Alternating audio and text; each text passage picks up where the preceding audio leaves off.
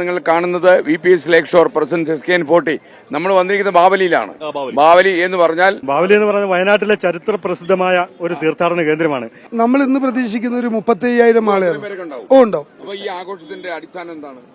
ഇവിടെ പള്ളിയാണ്, ബാവലി പള്ളിയാണ്, മനസ്സിലായി? ബാവലി പള്ളിന്റെ പുറമെ മതസൗഹാർദ്ദത്തിന് ഏറ്റവും വലിയ പേര് കേട്ട സ്ഥലമാണ് വയനാട്ടിൽ. നിലവിളക്ക് പള്ളിയാണ്, ഹിന്ദു ആചാരങ്ങൾ ഫോളോ ചെയ്യുന്നുണ്ട്. നിലവിളക്ക് കെടാതെ കത്തിക്കുന്ന ഒരു പള്ളി. നിലവിളക്കും അതുപോലെ തന്നെ കോഴികളും ആടുകളും മറ്റു മതക്കാർ പോത്തു മാംസത്തല്ല, കോഴിയും ആടുമല്ലാത്ത.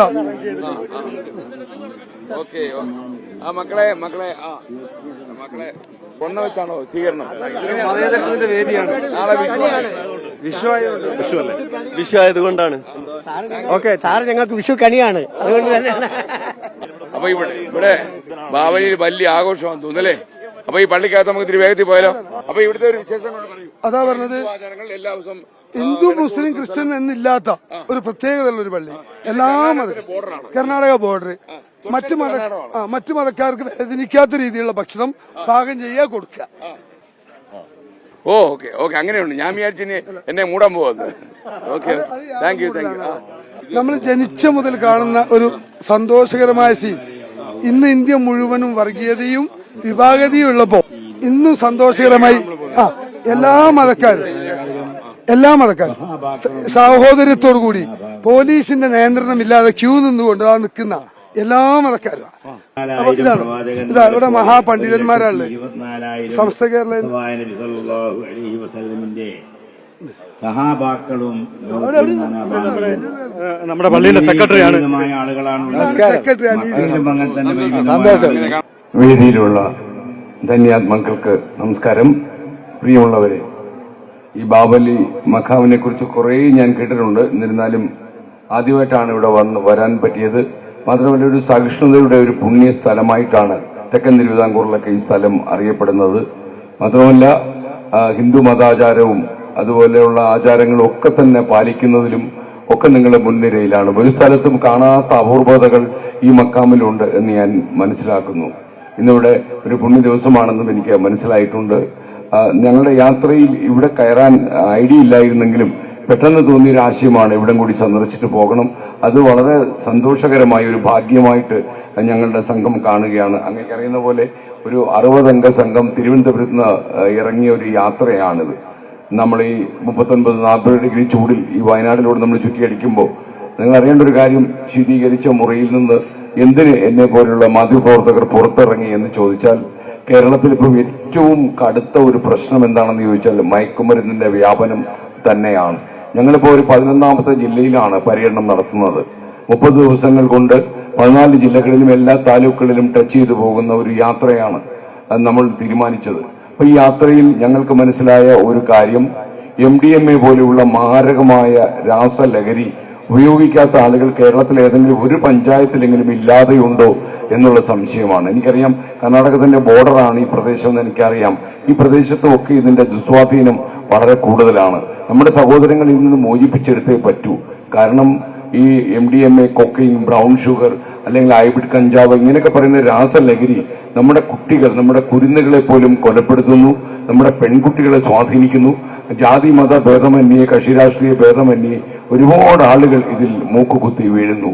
അപ്പോ MDMA പോലുള്ള രാസലഹരി കഴിച്ചാൽ ഒരാളിന്റെ ആയുസ് 7 കൊല്ലമായിട്ട് കുറയും. 85-90 വയസ്സ് ജീവിക്കാൻ കഴിയുന്ന ഒരു മനുഷ്യായുസ് വെറും 7 കൊല്ലമായിട്ട് കുറയ്ക്കാൻ ഇതിന് കഴിയും. നിങ്ങൾക്കറിയാം, താമരശ്ശേരിയിൽ ഒരാളിന്റെ ഉള്ളിൽ കിടന്ന് ഈ MDMA ഒരു കവറ് പൊട്ടിയപ്പോൾ അയാൾ മരിച്ചുപോയി. അപ്പൊ അങ്ങനെയുള്ള ഏറ്റവും അപകടകരമായ ഒരു കടുത്ത മാനസിക രോഗം പോലെയുള്ള രോഗമുണ്ടാക്കുന്ന, നമ്മുടെ സമാധാനം മുഴുവൻ തകർത്തെറിയുന്ന ഒരു മാരകമായ വിഷലഹരിക്കെതിരായിട്ടുള്ള പ്രചാരണത്തിന്റെ ഭാഗമായിട്ടാണ് ഞങ്ങൾ ഇവിടെ എത്തിയിട്ടുള്ളത്. അപ്പൊ എനിക്ക് പറയാനുള്ളത്, നമ്മുടെ ഭാവി തലമുറ, നമ്മുടെ കൊച്ചുകുട്ടികൾ, നിങ്ങൾക്കറിയേണ്ടത്, ഒരു പോലീസ് ഓഫീസർ നമ്മളുടെ ഈ യാത്രക്കിടയിൽ പറഞ്ഞത്, 4ാം ക്ലാസ്സിൽ പഠിക്കുന്ന ഒരു കുട്ടി പോലും, അതായത് 9 വയസ്സുള്ള ഒരു കുട്ടി പോലും MDMAക്ക് അഡിക്റ്റ് ആണ് എന്നാണ്. 4ലും 7ലും 8ലും ഒക്കെ പഠിക്കുന്ന പെൺകുട്ടികൾ ഇതിന്റെ കാരിയറായിട്ട് മാറുന്നു, വാഹകരായിട്ട് മാറുന്നു. വളരെ അപകടകരമായ ഒരു സ്ഥിതിവിശേഷമാണിത്. ഒരുപക്ഷെ നമ്മൾ നേരിട്ട കോവിഡ് പോലെ ഈ കേരളം നേരിടുന്ന ഏറ്റവും വലിയ ഒരു പ്രതിസന്ധി ഘട്ടമാണ്. ഒരു അപകടത്തിന്റെ മുനമ്പിലാണ് കേരളം എന്ന് പറയുന്ന ഈ സംസ്ഥാനം നിൽക്കുന്നത്. നമുക്ക് ഈ ഉറവിടങ്ങളിൽ പോയി ഇതൊക്കെ നശിപ്പിച്ചാൽ മാത്രമേ ഇതിന്റെ ലഭ്യത കുറയൂ എന്ന് നമുക്ക് എല്ലാവർക്കും അറിയാം. ഇത് ഒരാളിന്റെയോ ഒരു സർക്കാരിന്റെയോ ഒരു പ്രതിപക്ഷത്തിന്റെയോ ഏതെങ്കിലും ഒരു സമുദായത്തിന്റെയോ പ്രശ്നമായി മാത്രം കാണാതെ കേരളീയ ജനസമൂഹം ഒറ്റക്കെട്ടായി ഈ പ്രശ്നത്തെ നേരിടണം. നമ്മുടെ കുട്ടികളൊന്നും ഇനി ഇതിൽ മുഖമിടിച്ച് വീഴരുത്. നമ്മുടെ തലമുറ തകർന്നു പോകും. അത് ഉദ്ബോധിപ്പിക്കാൻ വേണ്ടി മാത്രമാണ് ഞാൻ ഈ പള്ളിയിലെത്തിയത്. എന്തായാലും ഇവിടെ വരാൻ പറ്റിയത് വലിയ ഭാഗ്യമാണ്. ഈ 20-ാം തീയതി, അതായത് ഈ മാസം 20-ാം തീയതി ഞായറാഴ്ച വൈകുന്നേരം 4 മണിക്ക് കോഴിക്കോട് കടപ്പുറത്ത് ഈ ഞങ്ങളുടെ ഈ യാത്രയുടെ ഔപചാരികമായ അവസാനമുണ്ടാകും. ഇതൊരു മഹാസമ്മേളനമാണ്. 1 ലക്ഷത്തിലധികം ആളുകൾ പങ്കെടുക്കുന്ന ഒരു മഹാസമ്മേളനമായിരിക്കും. ആ സമ്മേളനത്തിൽ നമ്മൾ ഒന്നിച്ച് വിളിച്ചു പറയും, അവസാനത്തെ MDMA-കാരനും ഈ നാട് വിട്ടുപോകണം. കേരളം എന്ന് പറയുന്ന പ്രകൃതിദത്തമായ പ്രകൃതിസുന്ദരമായ ഈ നാട് രാസലഹരിക്ക് തീരെഴുതാൻ നമ്മൾ തയ്യാറല്ല എന്നത് അറബിക്കടലിന്റെ ആവേശത്തിൽ ഇരമ്പിയാർക്കുന്ന തിരമാലകളുടെ ആവേശത്തിൽ നമ്മൾ വിളിച്ചു പറയും. അതിൽ നിങ്ങളെല്ലാം അണിചേരണം. നിങ്ങളിൽ പരമാവധി ആളുകൾ കോഴിക്കോട് എത്തുകയും ഈ വളരെ വിദൂരത്തിലിരുന്ന് ഈ മയക്കുമരുന്ന് വ്യാപനം നിയന്ത്രിക്കുന്ന അവന്റെയൊക്കെ കൊത്തളങ്ങളിൽ വരെ നമ്മുടെ ശബ്ദം ഉയർന്നു കേൾക്കണം. അതായത് വേണ്ടി വന്നാൽ ഇന്നല്ലെങ്കിൽ നാളെ കേരള ജനത മുഴുവൻ നിങ്ങളുടെയൊക്കെ ഉറവിടങ്ങൾ തേടി വരും. അത്ര ആവേശത്തിൽ ഞങ്ങൾ ഇരച്ചു പാഞ്ഞെത്തും എന്നൊരു കർക്കശമായ മുന്നറിയിപ്പ് ഈ 20-ാം തീയതി വൈകുന്നേരം ഞായറാഴ്ച 4 മണിക്ക് കോഴിക്കോട് കടപ്പുറത്ത് വെച്ച് കോഴിക്കോട് കടപ്പുറത്തെ സാക്ഷിയാക്കി നമ്മൾ നൽകുമ്പോൾ നിങ്ങൾ അതിലൊക്കെ അണിചേരണം. എനിക്കറിയാം നിങ്ങളുടെ ഈ പുണ്യ സ്ഥലത്ത് ഇതിൽ കൂടുതൽ പറയാൻ ഞാൻ ഉദ്ദേശിക്കുന്നില്ല.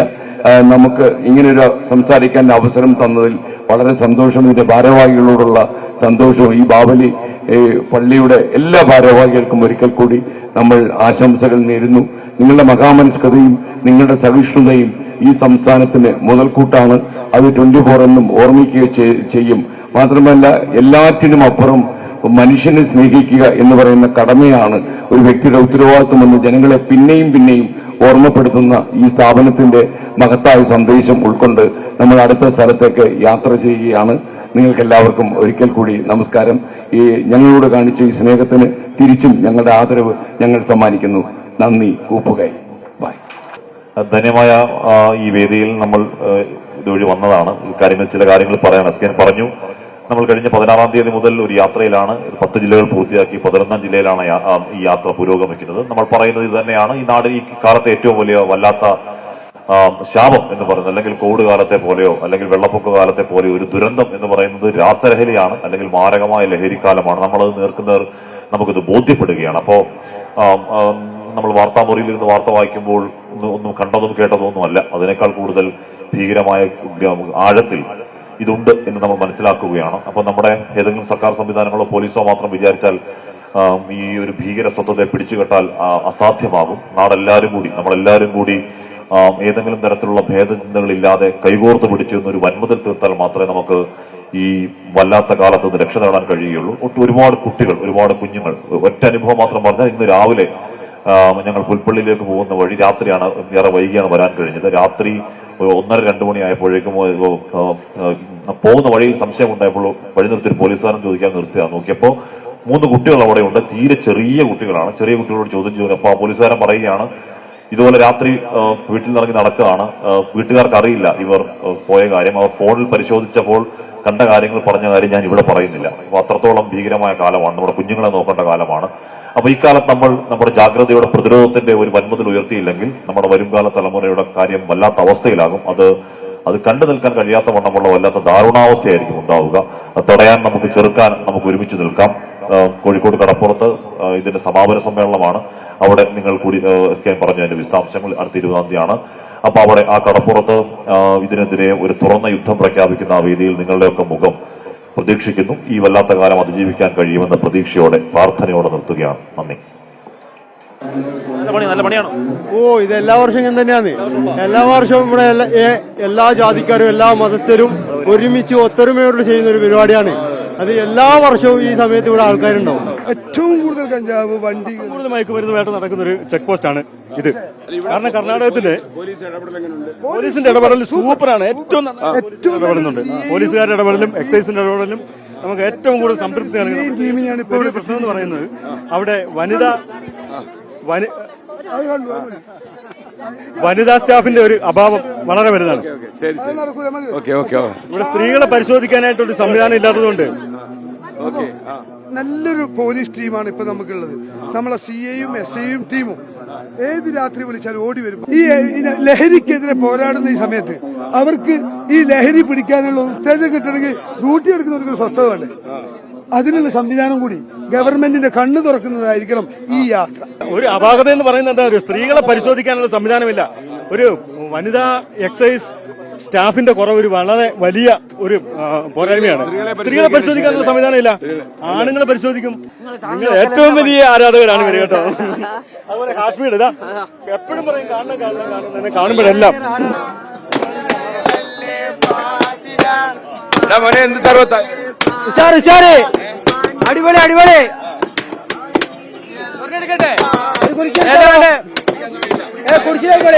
കുടിച്ചിട്ട് പോയിക്കോളെ.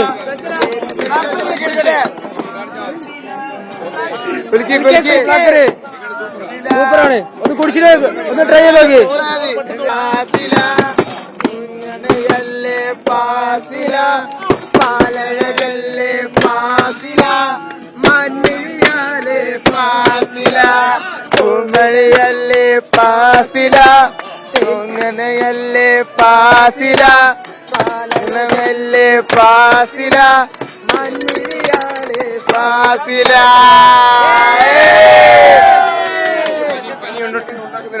ഇത് ഞങ്ങളെ സ്പെഷ്യൽ ഇൻഗ്രീഡിയൻസ് ആണ്, പുറത്തുവിടൂല. ബിസിനസ് രഹസ്യമാണോ? അതെ അതെ, ബിസിനസ് രഹസ്യമാണ്. നാട്ടുകാർ മൊത്തം കാണുമല്ലോ. കാണും.